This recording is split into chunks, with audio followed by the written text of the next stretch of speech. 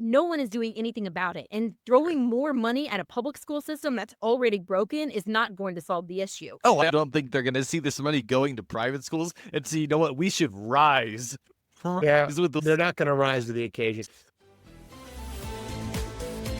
Welcome to Silberman Law Firm's Weekly Docket, episode 56, where we talk legal news and practical law. Austin, you've got a suit on today. You're looking very nice, my friend. Let's not oversell to anyone listening. It's not a full suit. It's just a suit jacket. But yes, I had a trial earlier, and this is the remnants of that. So I feel like such a schlub. I still got a T-shirt on under it. I think we balance out. There you go. All right, what's on our docket today, Austin? So today we are talking about bills. Everyone's favorite subject, specifically Texas state bills, right? Which is even more people's favorite subject, right? Usually, like, we're talking about a federal one, but no, this is a state bill, which is a school voucher program. There's been some discussion about this, but I think a lot of people don't entirely understand what's going on. So we'll be going over that and letting people know if we think that there's support for it to get passed or not, and describing exactly what's going on there and what we think you should do based on voting for that. Then we'll be talking about Trump and his attempts to shut down USAID, or USA, whichever you want to say.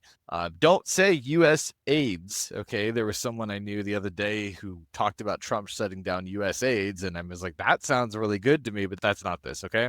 It's a different thing. It's an aid organization, and we'll be going over exactly how he's attempting to shut it down if we believe he has the legal authority to do, and just what might be driving that attempt. And then moving on to our legal question section. First, can you gate off your neighborhood in Houston, Texas? I feel like maybe this was a really specific question coming from someone's spouse, but maybe not. I don't know. And then moving on to how do you protect your assets in Texas if you have a judgment against you? Texas is quite a judgment-friendly state. And what can you do to protect your assets? Trust me, everything we'll be telling you is legal. Okay, we're not going to go over any illegal ways to protect your assets. We don't do that here. And then finally, our rant and rave section. We'll be talking about high school students getting assaulted after a basketball game. That does not sound like my rant and rave. I don't usually rant and rave about that. I more just look at it in the news. I'm like, that looks really sad. But we have a rant and rave about that. So here we go. All right, let's go ahead and get it kicked off with our legal news section. Okay. And the first thing we're talking about, legal news section, is Texas Senate Bill 2.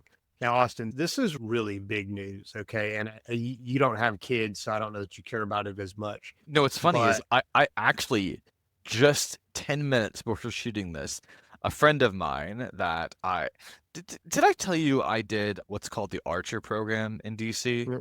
No, I thought you were going to say, did you tell me you had friends, which is highly suspect. Yeah, that too.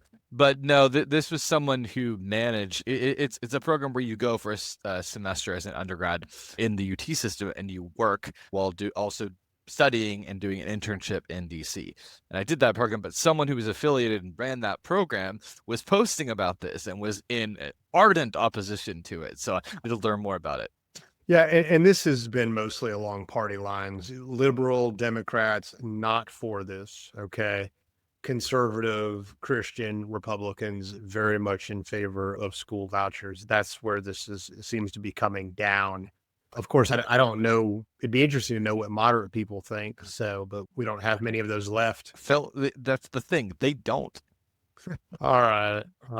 Let's not throw our moderate friends under the bus. They're not thrown under there. They're just like halfway in and halfway out. There you go. So they're calling these educational savings accounts. That's just a euphemism for school vouchers. Mm-hmm. The Texas Senate passed this yesterday, 19-12 along party lines. So now the school voucher bill is going to the House, and we think it's got enough support in the House. And we've tried this before, but remember, in this last election cycle, kind of everything swung Trump's way, and that trickled down to local politics.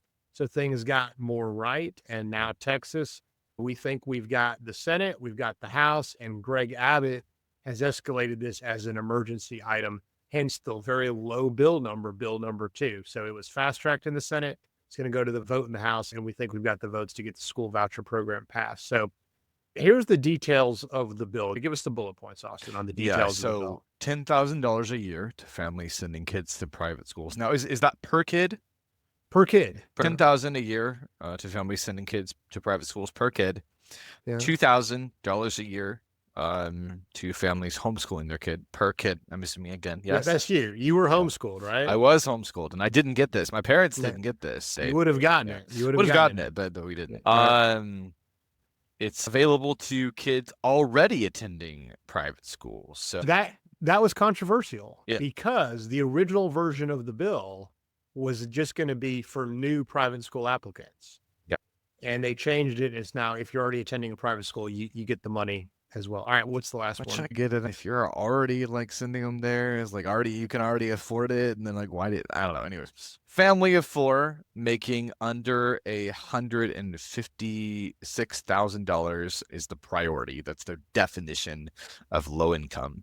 Okay. Right. So let's stop on and just dwell on that a moment, because that's the most the whole thing is controversial. But if it passes, that's the most controversial one. The Democrats are saying, how do we know this is going to go to low income families? And the Republicans have really said, we've put this in here because we do want it to go to low income families.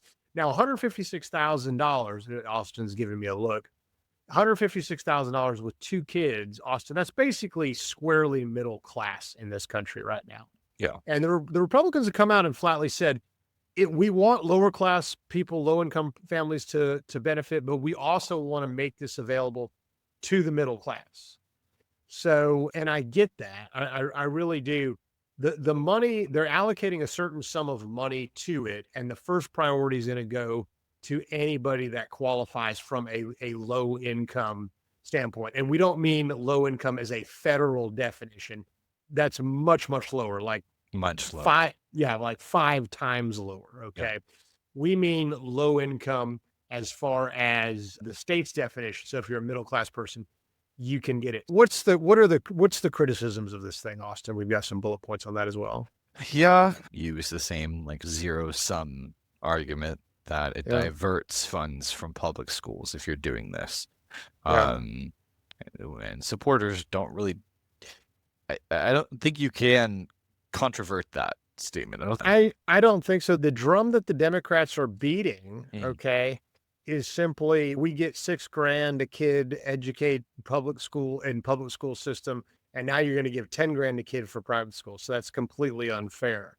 Yeah. I do think this ends up diverting money away from public schools, because you're going to have kids leaving the public schools are going to get less money. We don't know how much, but they're going to get less. Yeah, but then like the counter and the viewers, public schools are such bad stewards of that money in so many different ways, and more money going to them is not increasing test scores by and large.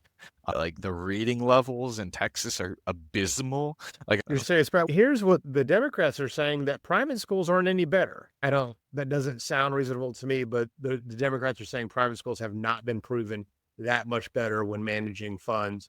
And by the way, it's a completely unfair advantage because private schools get to pick the kids that they educate, and the public schools can't do that. So the other thing, they say that the system, the Democrats, the liberals, they say that the system reflects conservative Christian values.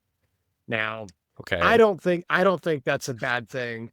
Austin, I know you were raised in a conservative Christian household, but my wife on this had a really good point. There's nothing in the law that says the atheists can't get the money too. Can't the atheists just go out and start their own school? I would hope they'd be able to. Yeah, you can have a whole school dedicated to atheism, and you can still get the money there. But the Democrats aren't stupid. They know that a lot of this money is going to be going to parochial schools. And there was a guy in the Houston Chronicle, which the Houston Chronicle has essentially become a liberal rag. Both my father-in-law, who would read it and study the sports section for years, he finally stopped subscribing to the Chronicle because out of absolute protest for the liberalism in the Chronicle. But this one guy, I think the guy's name is Chris Tomlinson or something, and he's got no children. And he just came out and said that he doesn't want his taxpayer dollars going to Christian parochial schools. Now, this isn't Chris Tomlin, right? Not the CCM singer, right?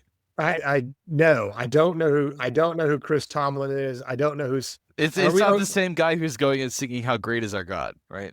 No, not that Okay, guy. Not okay. that guy. He was. No, I know that. I see. He'd I be know. kind of agent then, right? You had to break that down for Yeah, me. No, yeah. this is some opinion guy for the Mhm. Chronicle that I guess I'm the only one that reads. But anyway, the liberals say it's going to sabotage the public school system. Maybe true. I don't know. I tend to be. I'm for this. All right, my wife. We have a special guest on the show. Come on, honey. She just walked in and she has been chomping at the bit to say something. No, honey, you got to come here on camera. Come on, get in front of the mic. No, it doesn't matter. She doesn't have makeup on. All right, honey. You just give us you got 1 to 2 minutes. This is a mom. This is a mom with 4 kids giving us I some don't know that I want to be on record for saying, Yeah, don't go ahead. We're putting this in the but show. Go ahead. I just feel like it's a bureaucratic system and they can contract and get smaller and with a lot of the bloat that they have, because it's not like the $10,000 will cover a lot of the private school stuff that they have to because the private school have to cover a lot of everything. You're saying it's going to force the public schools to become more efficient. Yes. Okay, that's a good point. And the only problem with it, and that's a noble thought. The only problem is Austin's laughing because we have no history. We have no history in our government organizations becoming more efficient. I also feel like the point that y'all have not made is the fact that clearly the system is broken. Clearly. Clearly, So no one is doing anything about it. And throwing more money at a public school system that's already broken is not going to solve the issue. oh, I don't think they're going to see this money going to private schools and see, you know what, we should rise. Yeah, With they're not going to rise to the occasion. All right, thank you, honey. That was an excellent point. And by the way, she is often the brains behind this podcast and the topics. So a big shout out and thank you to my wonderful wife. And Austin knows that to be true. All right, Austin, here's my final question on the subject. I'm thinking, being self-enterprising, I'm thinking, is there any chance I could get any money out of this thing? Let's just say I'm not going to ever qualify for the low income definition here, but I want to know, is it possible that maybe, Austin, I'm going to put this in your perspective. You're up in the DFW area. Think about middle-class places like Prosper and Keller and the equivalent of that in Houston would be like Pearland or Friendswood, where you've got 2 kids, maybe making 150 a year, maybe a little bit more, maybe 200 grand a year, something like that. I know that would cap them out, but what I want to know is if you've got a kid that's at a decent public school in Keller, Texas, or Prosper, Texas, or McKinney, and it's costing you $0 to send him to that public school, and that kid is doing relatively well there, are you going to pull him from that school? And just because you're getting an extra 10 grand to send him to private school, when the private schools, Austin, you may not know this, the private schools now cost about 30 grand a year. So you're still, now you may get some financial aid, okay, but not much. Yep. So you figure the average cost with you get a little aid, you pay 20 grand, you get 10. Let's say you're going to pay 10 grand. Is a middle-class person going to spend 10 grand a year because they think the Catholic school down the road is a better school than Keller High School or Plano High? Yeah. Yes. I sincerely wanted your perspective on that because I don't know. You say no, Austin. You don't I don't think think so. I don't think so.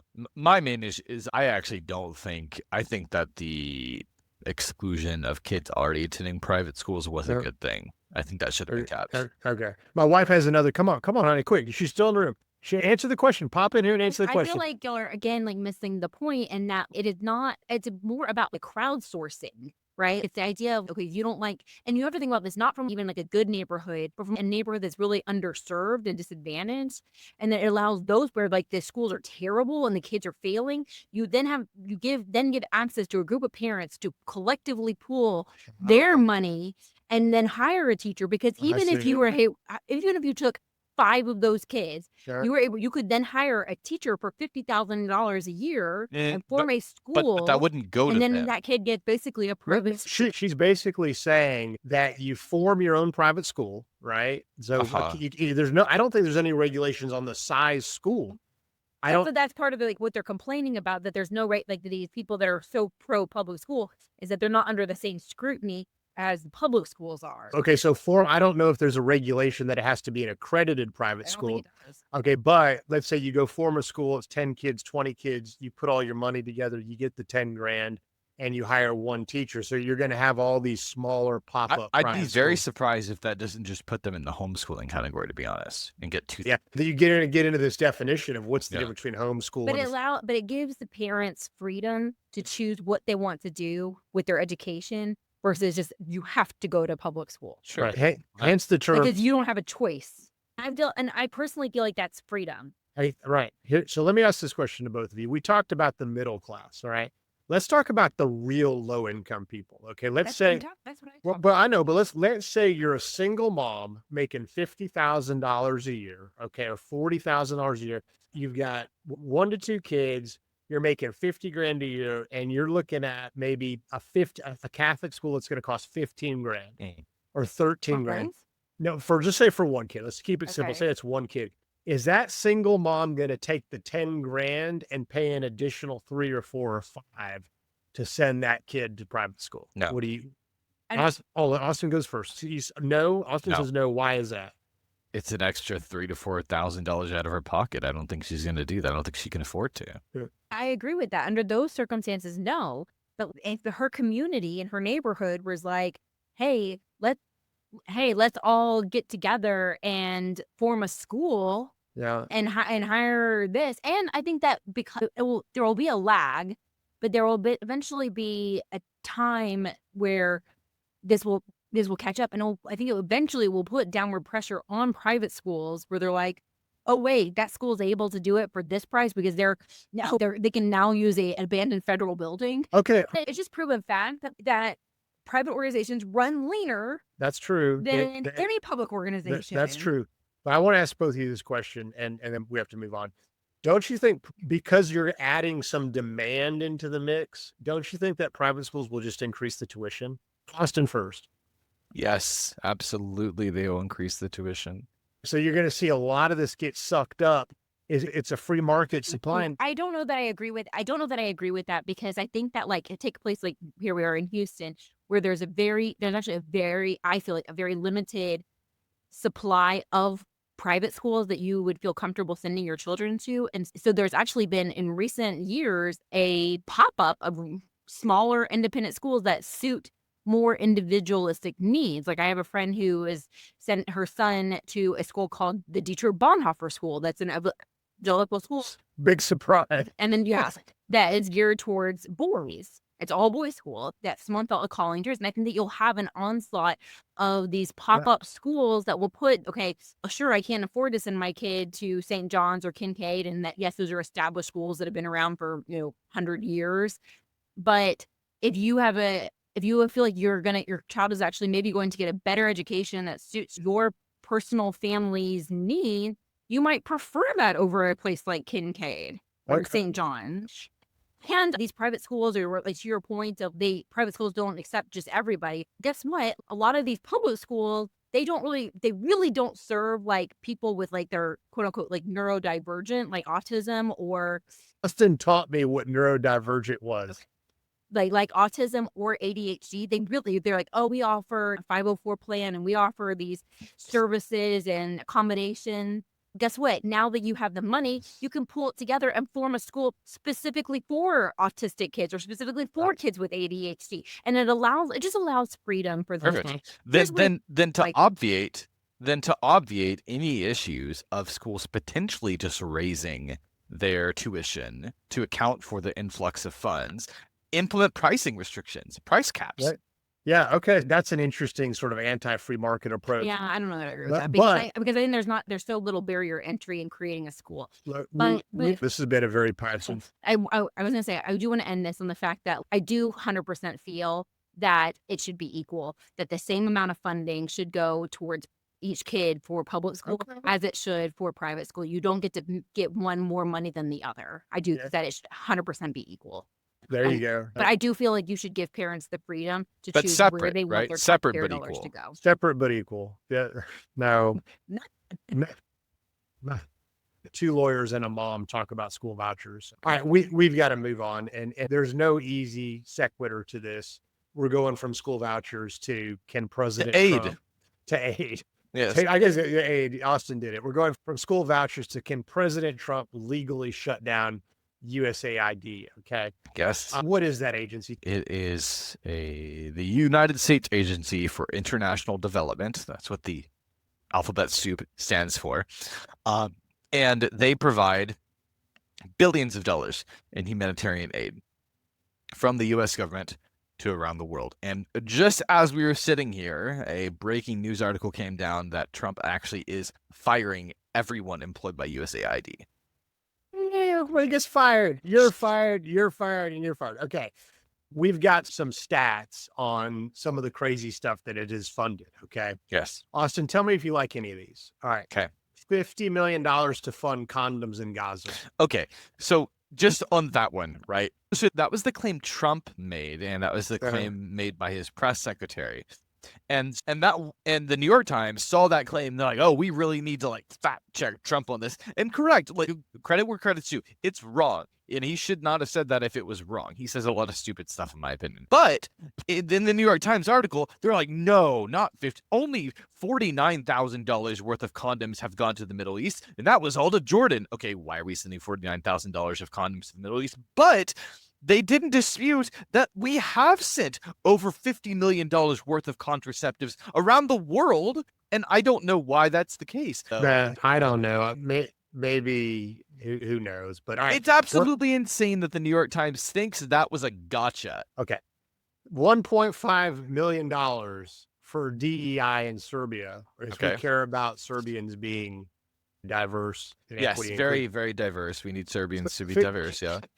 $70,000 for DEI musical in Ireland. How do you even do DEI in Ireland? They're all like white leprechauns. DEI musical. That's what I'm really confused about. You're educating. Maybe you're So you bring in diverse people to dance in a diverse, equitable way. Yeah. So Irish people can understand what diversity is. Yes. And then $32,000 for a transgender comic in Peru. Now, I thought the wording of this was a little bit odd. Obviously, comics can't be transgender. I'm assuming it just had transgender themes, as far as I know. Yes, that's correct. It's not a comic that identified a comic that identifies as male or female when it was originally the other.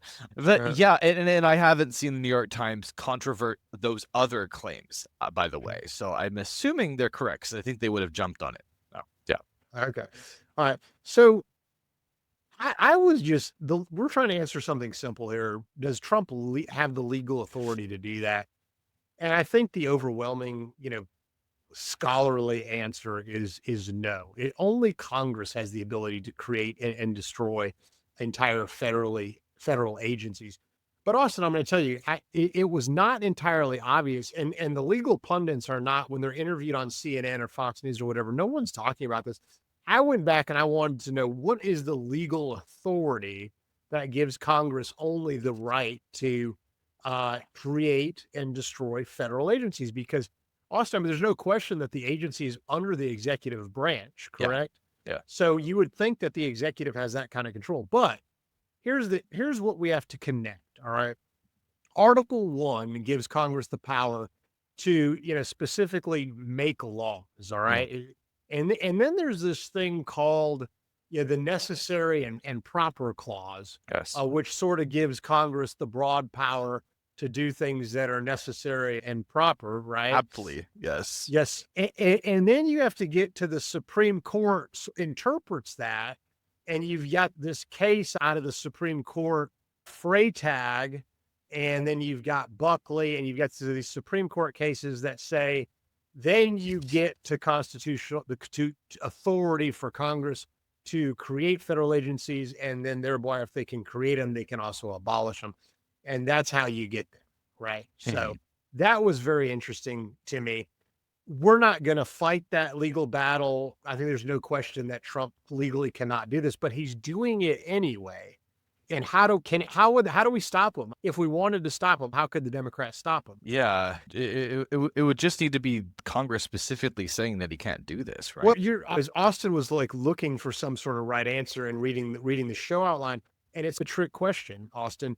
The way you stop him is very obvious to lawyers like you and me. We just file a lawsuit, goes up to the Supreme Court, and the Supreme Court says no, you can't do it, right? Sure, because the Supreme Court is the one that gave Congress the power to use these necessary and proper powers, so they obviously Ru- can be the ones ru- to further ru- interpret it. the devil is in the details. Mhm.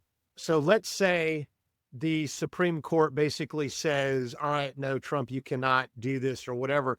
It's just a matter of Trump doing something else. So he says, okay, he fired everybody. No, you can't fire everybody. Fine, we're going to move him over to the CI. Fine, we won't fire him, but we keep him there. We're just not going to spend the money. And then they've got to file another lawsuit. And then Trump says, okay, you filed another lawsuit. Then the Supreme Court says, no, you have to spend the money. And Trump says, fine, we'll spend the money, but we'll spend it all over here. We're going to give the money to Great Britain, and they're going to do some deal over here. So he just keeps on moving the target on him. Sure. And it doesn't matter how many lawsuits the Democrats file. He is just he can do this all day long for 4 years. He's Captain America. Yeah. So I can do this all day. Yeah. Right. Except he's not. To be clear, he's not. Anyone who actually sees Trump in that light, please stop. But yeah, go on. Okay. That's how we do it. That's the answer to that question. Yes. I just wanted to clear up for everybody the constitutional authority, how you actually get there for Congress, having the power to destroy and create these federal agencies, and then how even though Trump's doing what he's doing is illegal, you can't really stop, right? All right, so that brings us to our next section, our legal questions section. And the first question we have is, can you gate off a neighborhood in Houston if there are public streets? So, yeah, this was my wife's question because Houston's a dangerous place. And she just said, Phil, you're a real estate attorney. Can you just get everybody, let's just gate our neighborhood off? And I was like, honey, I don't think it works like that. So I looked it up. And if streets are public. Okay. So when you develop a neighborhood, you live in a neighborhood, most neighborhoods, the farmer used to own the piece of land, and then the subdivision developer, usually in the 1960s when Houston was growing like crazy, the subdivision developer would do a subdivision plat, and he would mark out the streets, and then he would deed the streets over to the city of Houston, not because he was a benevolent developer, but because he wanted the city to actually maintain and take care of the streets. Correct? Yes. So now you basically want to undo it, and you say, City of Houston, you've done a terrible job taking care of the streets. And by the way, we have so much crime in the city now, we want to gate off our neighborhoods. The City of Houston may very well say, okay, yeah, go ahead and do that, but you have to pay them for the streets now. Yeah. So even though you gave them, and then you've got to maintain the streets. And this is all regulated by Chapter 272 of the Texas Local Government Code. It governs the process of selling the roads back to the streets. And it's a mess. It's expensive. And most HOAs just don't have the money to do such things. And we do understand that this question is not really one that people generally ask. A more common question that this can answer is, can you build a moat around your house? And the answer, unfortunately, also under this section is no, that very sadly. Yeah, that's what it is. And by the way, you get into all kinds of other interesting stuff that I didn't get into a lot of detail on this, Austin, but I just want to give you a little flavor. Okay. A lot of our penal code is developed around policing crimes in public places. So you get into this issue of, if you're in a private neighborhood and someone gets a DUI driving in your neighborhood now and it's private, is that now a public place? And local police jurisdictions set policies on that. And of course, you've got fire issues trying to get in, and that's not that hard to deal with. You give the fireman, the fire department generally has a key and all that, get in, but you open up a whole nother can of worms. It's just really not that practical to do, but it can be done. Okay. Next, what's our next legal question, Austin? So our next legal question is how to protect your assets after having a judgment against you. What can you do? This is the common question we get is someone calls us up and say, hey, I just got a judgment against me. Yeah, exactly. So if in this hypothetical scenario, right, where you had a firm other than the Silberman law firm representing you, and you got a judgment against you, okay, and then you reach out to us, you say, hey, I have a judgment and I am really worried about them coming and collecting me. What can I do to avoid that? Yeah. And the short answer is almost nothing, because once you get the judgment, there's very little that you can do. The framework here is UFTA, Uniform Fraudulent Transfers Act. It's Business and Commerce Code section 24.008. And you're looking at unwinding debtors. So if you have a judgment, you're the debtor. Yeah. You've got the judgment holder who's the creditor coming after you. You can't just take all of your money and stick it into exempt assets like homestead property. All right. They're going to unwind that. You can't give all your money to a friend. You can't give all your money to a trust. It's too late at that. The only thing you can really do is normal stuff that you have a history of doing that's not considered evasive. Yes. UFTA has badges of fraud, and you're looking at, was it all these factors, and to decide, was this something the guy really did to evade creditors? And usually the stuff gets unwound because when they're running from one creditor, they're running from everybody, and he's giving stuff to every which way. So it's really hard. It's really hard unless unless you have done this well before the judgment has taken place. It's going to be hard to unwind that. That's the answer to that question. Okay. That brings us to my favorite part of the show. That's our rant and rave section. And we're just, this one's interesting. It's more school stuff. Okay. And this one blew my mind because you've got a bunch of rich white kids that decided to put ski masks on after a basketball game. They're playing this basketball game. It's Memorial High School. Yeah. Very privileged school. Stratford, which is not as privileged a school. Stratford is like the middle class school. Memorial is the upper class, super wealthy school where kids go to. And they have this rivalry going on. They play the basketball game. These kids from Memorial, after the game, decide to put ski masks on and go out in the parking lot and basically jump a kid from Stratford. Yeah. It's crazy. And my rant on this, Austin, is what are these 17 and 18-year-old kids thinking? They're almost adults. They're operating in society. Would it ever occur to you at 17 or 18 years old that there would not be serious ramifications for putting a ski mask on with a gang of other boys and assaulting another boy? Does that sound like that would be a childish high school prank? No, like you mentioned, I was homeschooled. We did that every Thursday. It was pretty common To jump the other. But no, you would definitely think that there. I just can't even begin to fathom. And Yeah.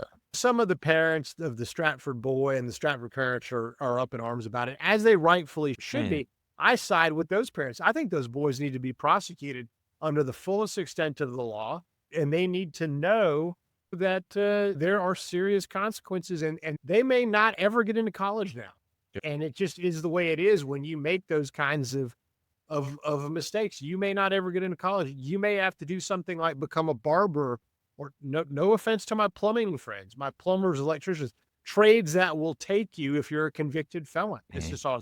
Now, some of them may be minors and there may be some expunge provisions there, but real quick, Austin, what can they be charged with? Just so we give people a flavor. So they could be charged with assault, which is a class, can range from a class A misdemeanor to felony assault, depending on the severity of it. They can be hit with aggravated assault. So if there is a weapon use, which automatically gets to a felony, engaging in organized criminal activity. So if it was like coordinated, they had something resembling a gang, they could be charged with that. And then funny one is unlawful use of masks. Basically, if you commit a crime with a mask, you can be hit with something that you would not be hit with otherwise. Yeah. Yeah. It's really bad stuff. There's a race component to this one. And I think everyone involved in this was white, thankfully. Okay. But the race component here this is in Harris County. And in Harris County, it used to be a third white, a third black, and a third Hispanic. I don't know if it's still that way anymore. But if these kids go to trial, and I don't know if this ever gets to trial, they're going to draw a not so sympathetic jury that's probably out for blood. Yeah. If you've got a bunch of wealthy white kids that are very privileged that thought it was okay to put on ski mask and beat somebody up. Okay. Yeah. Because the thing, and I'm just going to think it out loud, is if it's a black kid that puts on a mask, that happens and that kid goes to prison. He doesn't have rich mommy and daddy that hire Rusty Hardin or some famous defense counsel out. So the prosecutor, I think, is going to be politically motivated on this one.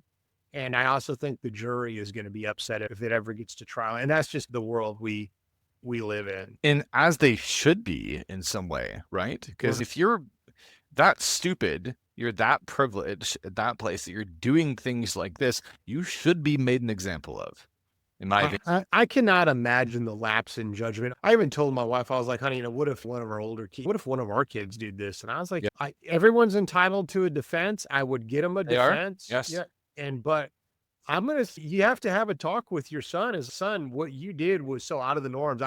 You may have just ruined any chance of you having a professional career.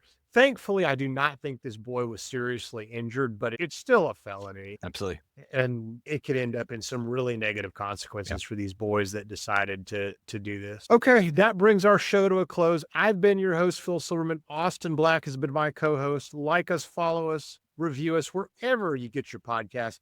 As a reminder, nothing in this show is to be considered legal advice. This has all been for entertainment purposes only. If you have a question about anything, email us, info@. No, not about anything. Please do not message me and ask if you can go out with a ski mask. Please don't do that. If you have a legal question, email us at info@silblawfirm.com. That's SILB lawfirm.com. Let us know you'd like it publicly answered in the podcast. Everybody have a great rest of your week and weekend. Yep. Thanks, guys.